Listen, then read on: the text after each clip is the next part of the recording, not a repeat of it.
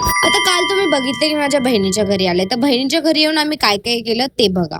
आम्ही तिघींनी मिळून मस्तपैकी जेवण बनवलं. तिघींनी म्हणजे आम्ही दोघींनी, माझी मोठी दिदी आणि मी. माझी छोटी बहीण काही एक कामाची नाहीये, ती फक्त अशी फालतू चाळे आमच्यासोबत करत असते.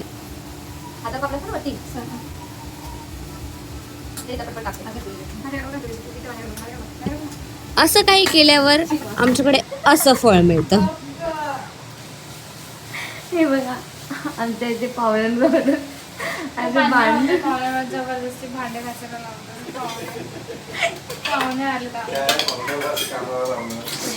जबरदस्ती वाले भांडे घासतात. भांडे घासून जेवून आम्ही गेलो फिरायला.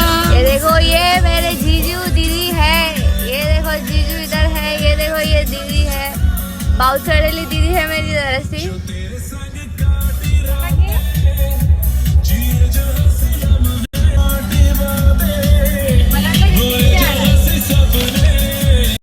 बीचवर एवढं शांत वाटत होतं ना, म्हणजे खूप छान वाटत होतं. खूप दिवसानंतर बीचवर गेली मी, कारण की पाऊस होता म्हणून जाता नाही आलं.